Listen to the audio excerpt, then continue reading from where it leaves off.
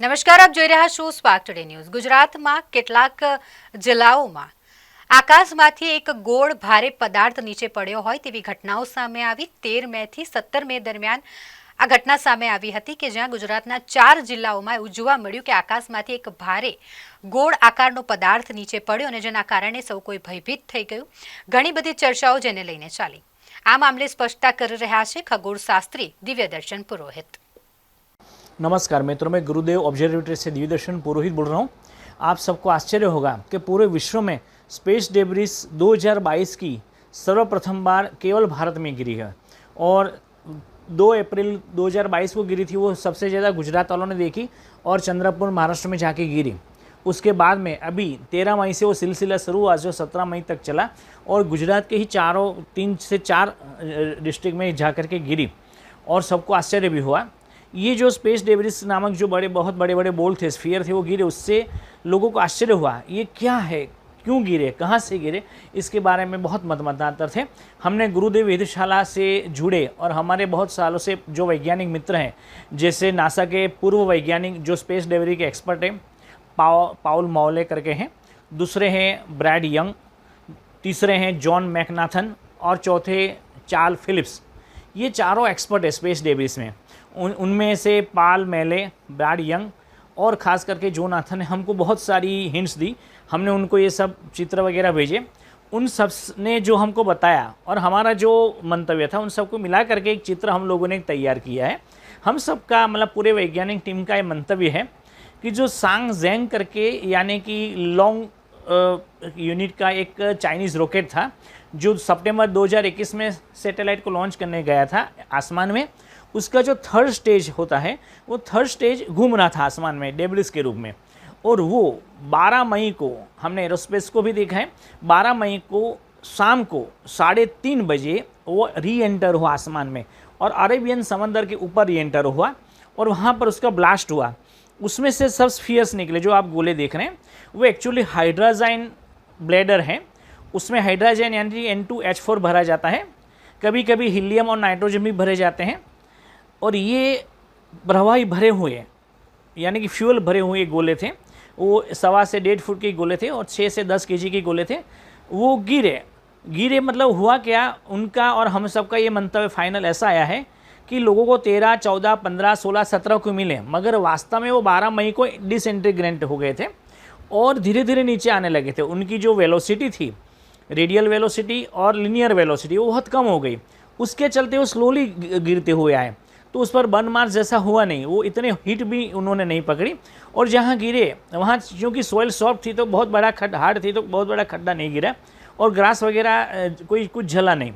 वो जब गिरे तो वो अलग अलग जगहों पर गिरे, मगर वो उसी का जो पाथ है वो पाथ वही है जैसा कि हम लोगों ने प्रेडिक्ट किया था, ये साइंटिस्ट ने प्रेडिक्ट किया था, उसी प्रकार का वो पाथ है। और धीरे धीरे नीचे आने लगे थे। उनकी जो वेलोसिटी थी, रेडियल वेलोसिटी और लिनियर वेलोसिटी, वो बहुत कम हो गई।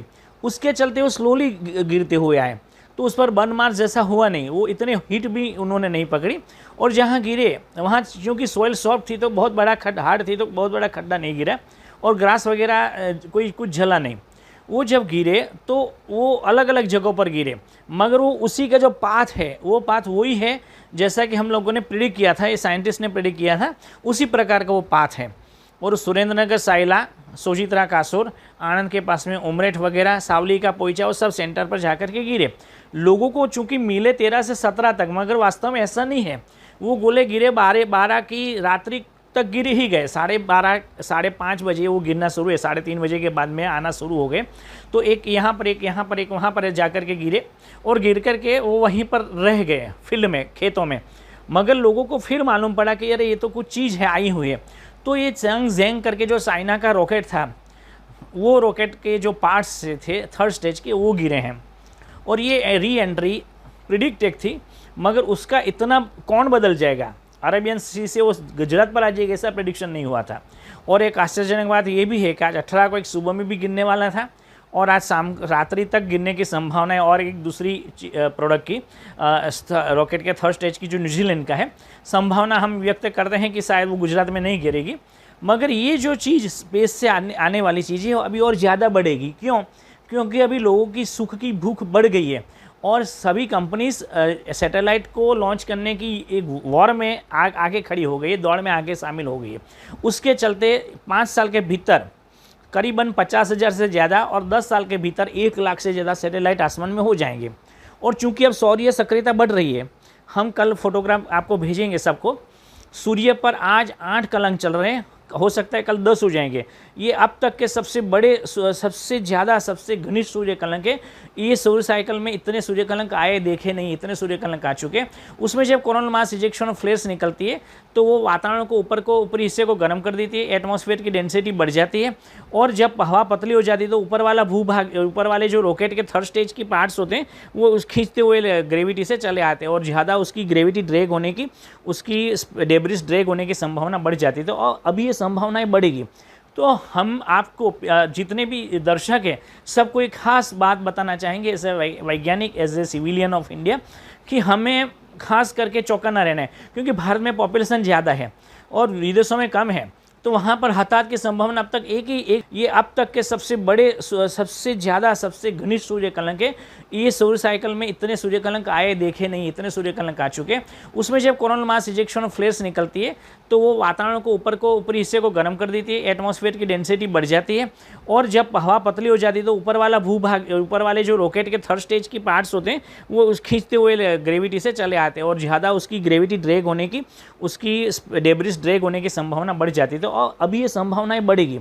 तो हम आपको जितने भी दर्शक हैं सबको एक खास बात बताना चाहेंगे एज ए वैज्ञानिक, as a civilian of India, कि हमें खास करके चौकन्ना रहना है। क्योंकि भारत में पॉपुलेशन ज़्यादा है और विदेशों में कम है, तो वहाँ पर हताहत की संभावना अब तक एक ही लड़की पर गिरा है और तुलसा अमेरिका में रहती है, मगर अब बढ़ने की, गिरने की संभावना बढ़ जाएगी।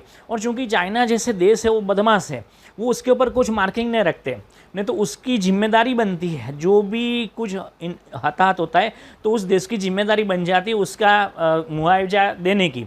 मगर ये लोग ऐसा करते ही नहीं एक्सेप्ट कि हमारा है, हमने गिरा है। तो ये तो जो गिरेगा तो उससे हमें क्या करना है, अगर कहीं सोनिक बूम आती है, हूं करके आती है, या कोई एक्सप्लोजन की आवाज़ आती है, तो एकदम चौकन्ना होकर पहली बात तो आसमान में देखना है, कुछ तो गिर तो नहीं रहा है, तो वहीं से हट जाना है। एक बात, एनिमल्स वगैरह को हटा देने।